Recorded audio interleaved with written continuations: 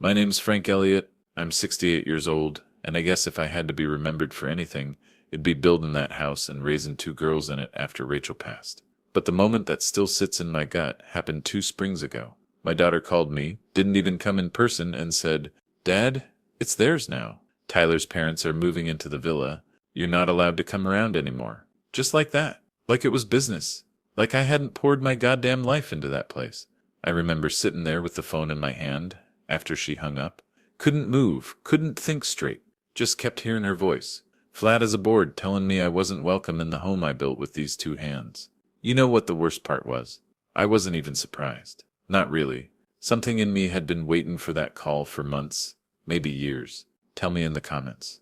Where are you listening from? I'd love to know if anybody else has had their own family. Look right through 'em like they were already gone. Sometimes I wonder if it's just me, or if this is how it goes for everybody who gets old. Let me back up. Tell you how we got here. That villa, and I call it a villa 'cause Rachel always did, even though it was just a big ranch house with good bones. That place was everything to us. Started building it in '88, right after I got back from the oil fields in Wyoming. Had saved every penny for 6 years straight. Missed birthdays. Missed anniversaries. Hell, missed most of my girls growing up, if I'm being honest. But Rachel understood. She always understood. Said we were building something that would last longer than us. Something solid the girls could count on. I laid every foundation stone myself. Poured the concrete on weekends. Framed it out with my buddy Jim, who died. Oh, must be 10 years ago now. That house wasn't just wood and nails. Every room had a story. Every door frame had meaning. The kitchen had these big windows that faced east. 'Cause Rachel loved morning light. Said it made her coffee taste better. I hand-carved the mantel over the fireplace. Took me 3 months of evenings after work. Put both girls' handprints in the concrete of the back patio when they were little. Megan was 4. Danielle was 7. Rachel got sick in 2016. Cancer. Fought it for 2 years like the tough woman she was, but, well, some fights you don't win. Before she passed, she made me promise to keep the house and the family. Said it was the only real thing we had to leave the girls. I held her hand, so thin by then I was scared I'd break it. And I promised, "Don't you sell it, Frank," she said. "That's their inheritance. That's their home." I promised. Course I did. After Rachel died, that house felt too big, too quiet. Every room had her ghost in it, you know? Her coffee cup still by the window, her garden gloves on the counter. Couldn't bring myself to move anything for the longest time. Danielle? That's my oldest. She'd already moved to Seattle by then. Married some tech guy. We don't talk much. Haven't for years. Not since the funeral, really. She thought I should have done more for her mother. Maybe she was right. I don't know anymore. But Megan was different.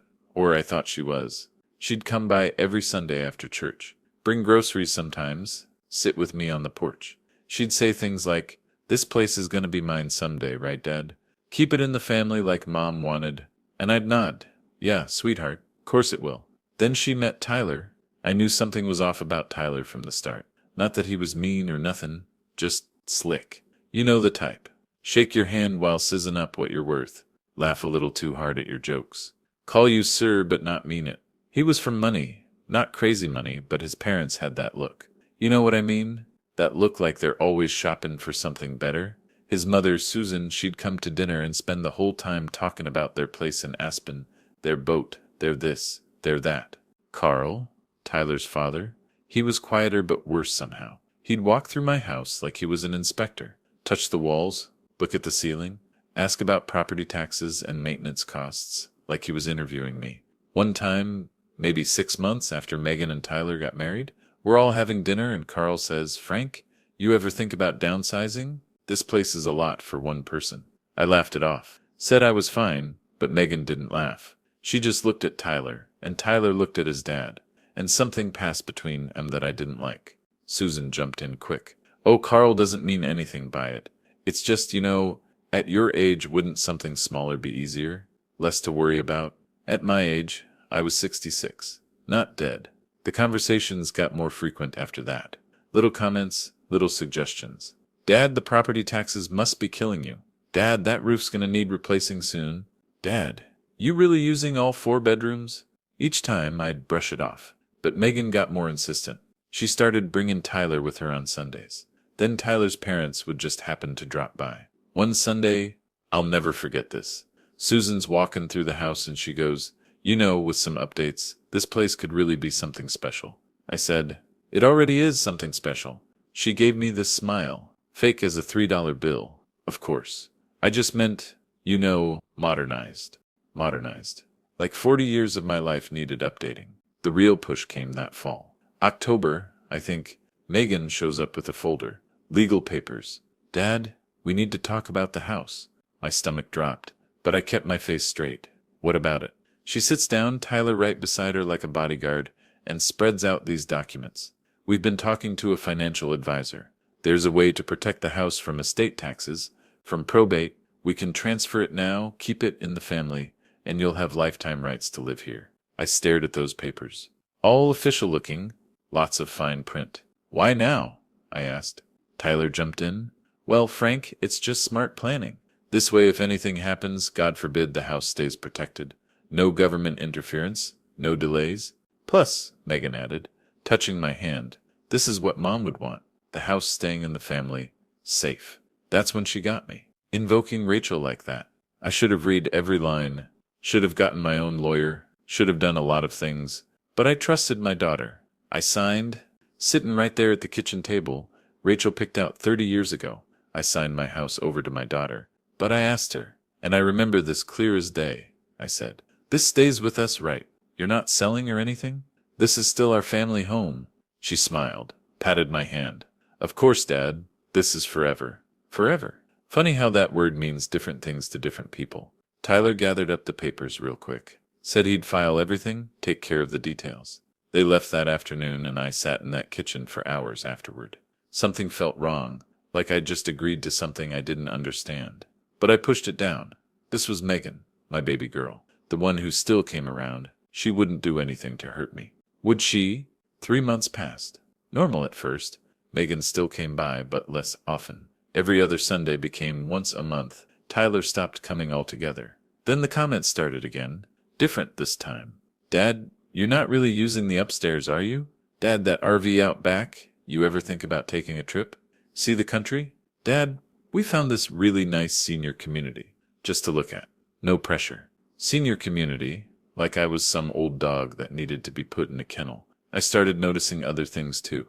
Mail that used to come to the house was being forwarded somewhere. Tax documents I never saw. Insurance papers that disappeared. When I asked Megan about it, she'd wave me off. I'm handling all that now, Dad. Don't worry about it. Don't worry about it. Like I was a child. The hammer dropped in February. My neighbor Jim's widow Ellen, she stops by with some cookies. We're chatting on the porch and she says, casual as anything. So I hear Tyler's parents are moving in. That'll be nice. Having family so close. I just stared at her. What? What? She got this look. Realized she'd said something she shouldn't have.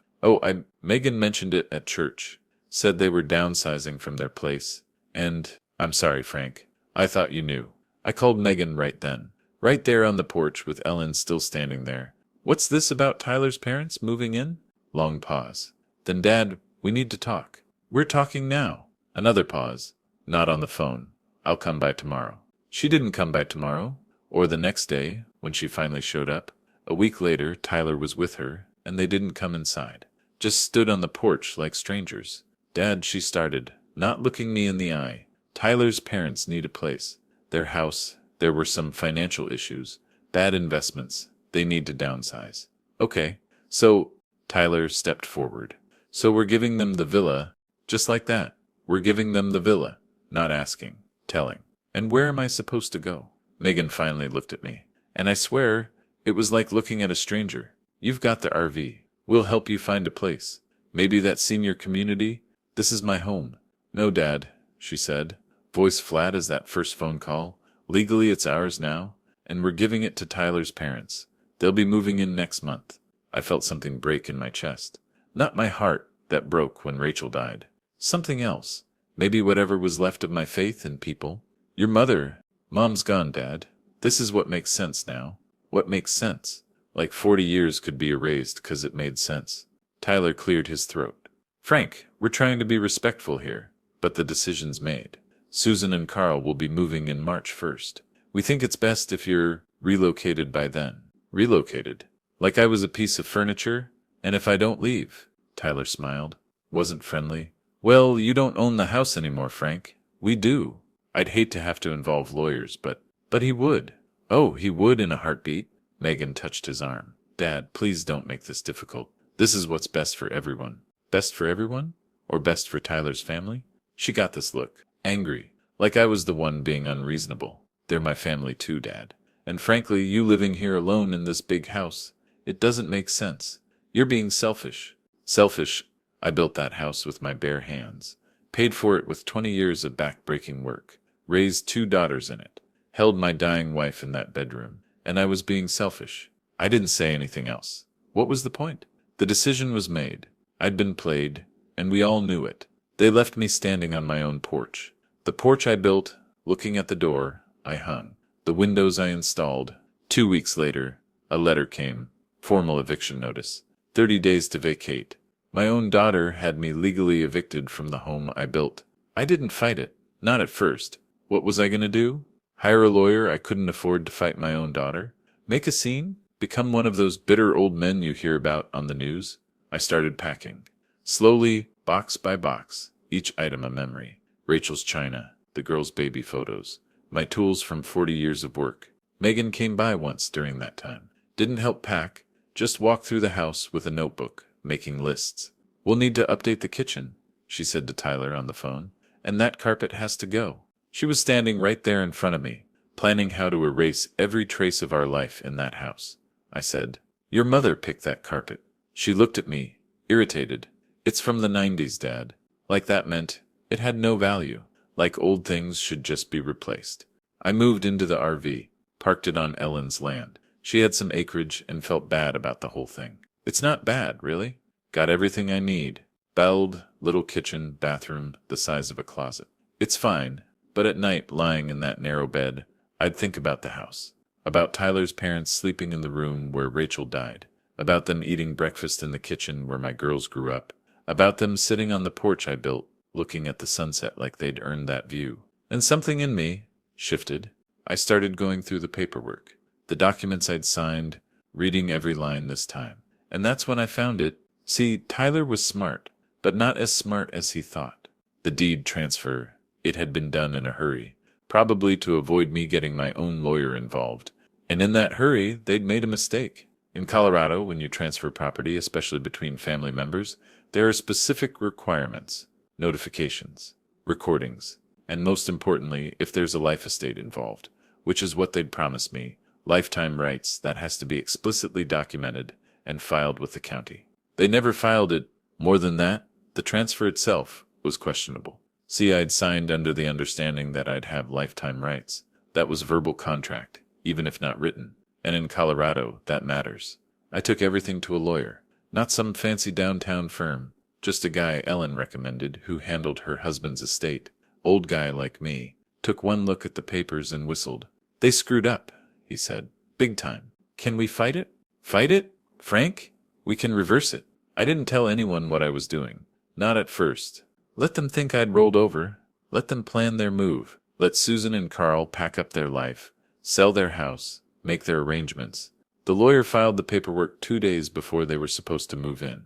The county clerk found irregularities in the deed transfer. The title company found problems with the documentation. And suddenly the ownership of that house was in question. But I didn't stop there. See, I might be old, but I'm not stupid. I knew they'd fight. So I played one more card. I still had the original deed. The real one, from when Rachel and I bought the land, and on that deed there was something called a reversionary clause. Old-fashioned thing. Basically said if the property ever left the family bloodline without both original owners' consent, it reverted to the surviving spouse. Rachel was gone, but her name was still on that original deed, and she sure as hell never consented to giving our house to Tyler's parents. March 1st came around. I knew they were coming. Ellen had seen the moving truck heading up the road, so I did something I probably shouldn't have. I went to the house. My house. I stood in the driveway with the sheriff. Yeah, I'd called him. Perfectly legal since the ownership was now in dispute. And I waited. You should have seen their faces when they pulled up.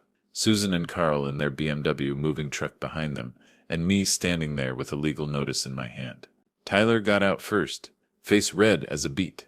What the hell is this, Frank? I handed him the paper. Eviction notice. You're trespassing on disputed property. This is our house.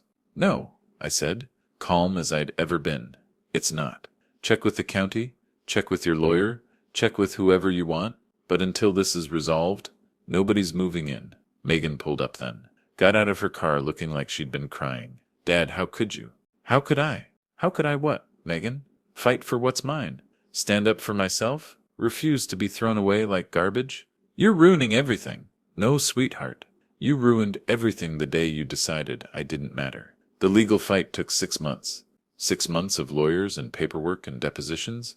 6 months of my daughter not speaking to me. 6 months of Tyler's family calling me every name in the book. But in the end, the law was clear. The transfer was invalid. The house was mine. You'd think that would feel good. Victory, right? It didn't. It felt empty, like winning a war where everybody loses. The day the judge ruled in my favor, I drove to the house, walked through every room, touched every wall, stood in the kitchen where Rachel used to make coffee, and I realized it wasn't home anymore. Home was Rachel and the girls laughing at dinner. Home was Christmas mornings and birthday parties and all the life that used to fill those rooms. Without that, it was just walls and windows. I sold it, not to Megan, not to anyone in the family, to a young couple with 2 kids. Saw them at the closing. They were so excited. The wife was pregnant with their 3rd. Reminded me of Rachel and me 40 years ago. I gave them a good price. Below market, the realtor thought I was crazy. But when I handed them the keys, the husband shook my hand and said, "We're going to take good care of it." And I believed him. I took the money and bought a little place. Nothing fancy. 2 bedrooms, 1 bath, small yard. But it's mine. Nobody can take it from me. Megan called me once, about 3 months after I sold the house. Left a voicemail. I still have it. Listen to it sometimes when I'm feeling, I don't know what, masochistic, maybe. Dad, I don't understand how you could do this to us, to Tyler's parents. They're homeless now because of you. You're so selfish, so stubborn. Mom would be ashamed of you. Don't expect me to come crawling back. You made your choice. I made my choice. Like I chose to be betrayed. Like I chose to be discarded. Like I chose to have my life's work stolen from under me. But she was right about one thing. I did make a choice. I chose not to disappear, not to go quietly into whatever corner they wanted to stuff me in. Sometimes late at night, I wonder if Rachel would be ashamed. Would she understand why I fought? Or would she want me to keep the peace, even if it meant losing everything? I'll never know. Ellen comes by sometimes. Brings cookies. We sit on my little porch. Nothing fancy, but it's mine. And watch the birds. She asked me once if I regretted it. Fighting back? I thought about it for a long time. I regret that it came to that. I said finally, I regret that my daughter became someone I don't recognize. I regret that money and property mattered more than family. But fighting back? No, I don't regret that. You can only be pushed so far before you're not even a person anymore. Just something to be managed, handled, dealt with. She nodded, understood. Danielle called last Christmas. First time in 3 years? Didn't mention the house or the lawsuit or any of it. Just asked how I was. Talked about her kids. I've got grandkids. I've never met. Said maybe she'd visit in the spring. She didn't, but it was nice to hear her voice. Megan, nothing. Not a word. Tyler's parents apparently had to move in with Tyler and Megan. Heard through the grapevine it's not going well. Too bad. No, that's not true. It is too bad. It's all too bad. Every bit of it. I thought family was supposed to be different. Thought the love you pour into your kids would come back somehow. Maybe not in the same measure, but at least something. But maybe that's not how it works. Maybe you give what you give, and you hope for the best. And sometimes the best doesn't come. I'm 68 years old. Figure I got maybe 10, 15 years left if I'm lucky. Could be less. Could be tomorrow. Heart disease runs in my family. I spend my days working on little projects. Built a bookshelf last week. Nothing fancy, but it's solid. Level, won't fall apart in a year like that pressboard garbage from the store. I think about the house sometimes. Wonder if those kids are playing in the yard. If they put their handprints in the concrete like my girls did. If that family's making memories that'll last. I hope they are. And late at night, real late when I can't sleep, I think about Megan, wonder if she ever drives by the old house. If she ever thinks about Sunday dinners and Christmas mornings and all the life we live there. Wonder if she misses me at all. Probably not. You know what the hardest part is? It's not losing the house. It's not even losing my daughter. It's knowing that I never really had her. Not the way I thought I did. All those years, all those sacrifices, all that love. It was one-sided. I was holding on to something that maybe never existed, except in my head. She looked at me and saw, what? An old man in the way? An asset to be managed? A problem to be solved? Not a father. Not anymore. People ask me for advice sometimes. Other folks my age, dealing with their kids, their family problems. I tell them, don't sign anything without your own lawyer. Don't trust anyone completely, not even blood. And don't give away everything hoping love will protect you. It won't. But mostly I tell them, keep something for yourself. Something nobody can take, whether it's money, property, or just your dignity. Keep something that's yours. Because the moment you've got nothing left to give, you might find out that's all you ever were to them. Something to take from. Last week was my birthday. 69. Ellen made a cake. Few folks from town came by. It was nice. Quiet, but nice. No call from Megan. I kept looking at my phone. Stupid, I know. But some part of me, the father part, that won't die no matter how hard I try to kill it, kept hoping, nothing. Maybe next year. Probably not. The worst part, the absolute worst part, I'd forgive her. Even now.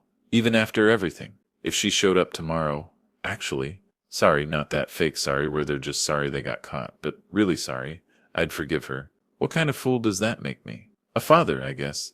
Just a father who built a house that couldn't hold his family together. I still have those papers. The ones I signed, keep them in a folder in my desk. Sometimes I pull them out and read them. Try to see what I missed. How I could have been so blind. But I wasn't blind. I was trusting. And in this world, maybe that's the same thing. Tyler and Megan are still married, far as I know. Still living their life, probably telling anyone who'll listen how I screwed them over. How I'm the villain in their story. Maybe I am. Or maybe there are no villains. Just people who want different things, and some of those people are willing to hurt others to get them. Even their fathers. Especially their fathers. It's getting late now. Sun's going down. These days, I go to bed early. Not much else to do. But before I go, I want to say something. If you're listening to this and you've got kids who still call, who still care, who look at you and see a person instead of a problem, hold on to that. Treasure it. It's worth more than any house. And if you're like me, if you've been pushed aside, forgotten, betrayed by the very people you gave everything to, you're not alone. I see you. I understand. We did our best with what we knew. We loved as hard as we could.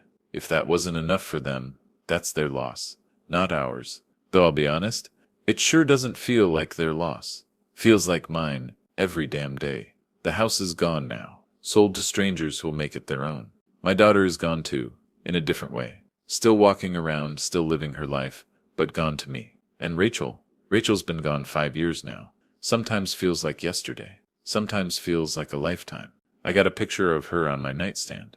Young, smiling, holding baby Megan, back when everything was possible, when the future was bright, and family meant something. I look at that picture every night before I turn off the light. I tried, honey, I tell her. I tried to keep my promise. Keep it in the family like you wanted, but some promises can't be kept. Not when the family itself breaks apart. So that's my story. Not much of an ending, is it? No reconciliation. No justice, really. Just an old man in a small house with a lot of memories and no one to share them with. But I'm still here. Still standing. Still got my dignity, even if I don't got much else. And that villa, the one I built with these hands, it's got a new family now. New memories being made. New children laughing in the halls. Maybe that's enough. Maybe that's all any of us can hope for, that something we built outlasts us, even if we're not there to see it. Even if our own blood forgets we were ever there at all. Would you have done different? Let them have it, kept the peace, disappeared quietly into whatever corner they set aside for you. Maybe you would have. Maybe you're stronger than me that way. Or maybe weaker. I don't know anymore. All I know is I'm 69 years old, sitting on a porch I bought with money from selling my dream, and the phone never rings with the voice I most want to hear. But tomorrow the sun will come up. I'll make coffee in my little kitchen. Maybe build something in the garage. Something small but solid. Something that'll last. Because that's what I do. I build things. Even if there's nobody left to build them for. If you like this story, please like this video, subscribe to the channel, and share your thoughts in the comments. I'd be curious to know, who else has seen family turn their back like that? If you want to hear another story like mine, click the box on the left. Appreciate you sitting with me. Thank you for watching.